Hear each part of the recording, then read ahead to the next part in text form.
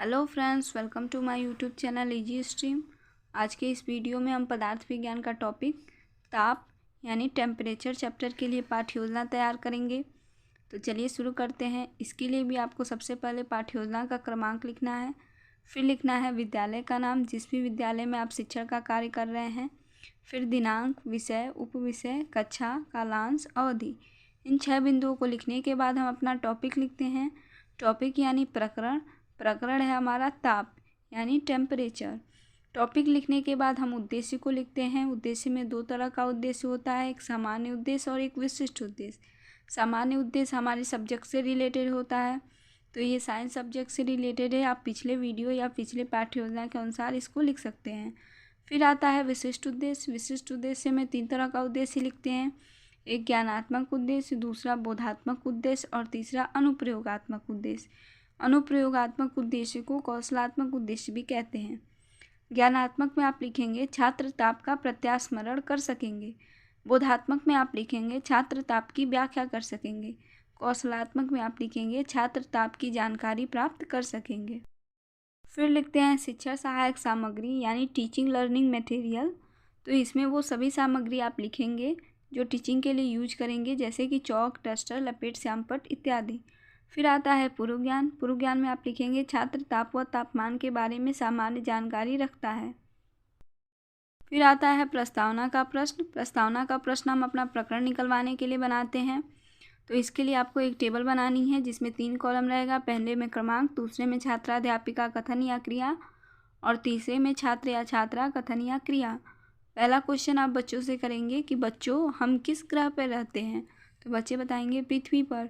फिर आप दूसरा प्रश्न करेंगे पृथ्वी पर प्रकाश किससे प्राप्त होता है, तो बच्चे बताएंगे सूर्य से।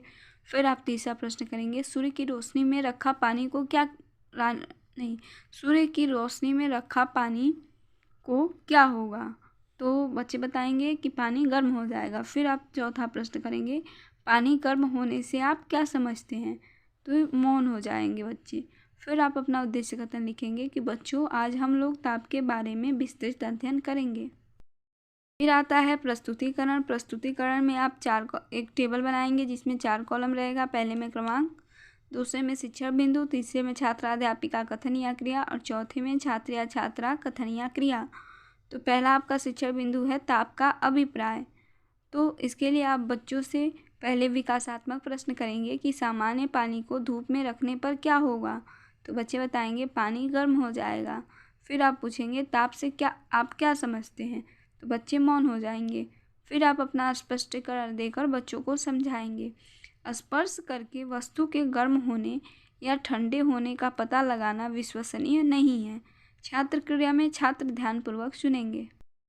आप बताएंगे कि किसी वस्तु का अन्य वस्तु की तुलना में गर्म अथवा ठंडा होने की विशेषता का जिससे पता चलता है उसे ही ताप कहते हैं। फिर आप दूसरा शिक्षण बिंदु पढ़ाएंगे ताप का मापन एवं तापमापी। तो आप बच्चों से पहले प्रश्न करेंगे हमारे शरीर में बुखार की स्थिति का पता कैसे लगता है, तो बच्चे बताएंगे ताप का मापन करके।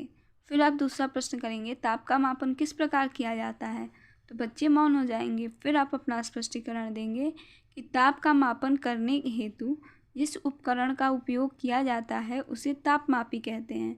तापमापी या थर्मामीटर कहते हैं। ताप मापन का पैमाना डिग्री सेल्सियस में किया जाता है। छात्र क्रिया में छात्र ध्यानपूर्वक सुनेंगे। प्रयोगशाला तापमापी में प्रायः -10 डिग्री सेंटीग्रेड से 110 डिग्री सेंटीग्रेड तक का चिन्ह होते हैं।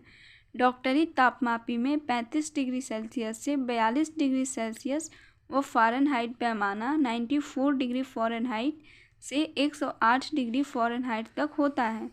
ताप का मापन हेतु तापमापी का प्रयोग किया जाता है। इसके बाद आप बच्चों से बोधात्मक प्रश्न करेंगे कि डॉक्टरी तापमापी का पैमाना कितना होता है, तो बच्चे बताएंगे 94 डिग्री फ़ारेनहाइट से लेकर 108 डिग्री फ़ारेनहाइट तक। फिर आप दूसरा प्रश्न करेंगे कि ताप मापन के यंत्र को क्या कहते हैं, तो बच्चे बताएंगे तापमापी। श्यामपट्ट काल में आप ताप को बता सकते हैं कि किसी वस्तु की उष्णता।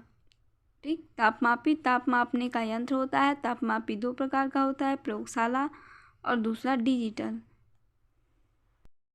अभ्यास के प्रश्न के लिए आप बच्चों को दे सकते हैं कि गर्म अथवा ठंडे होने पर ताप की किस स्थिति को व्यक्त करता है। दूसरा, ताप द्वारा ताप किस इकाई में मापा जाता है।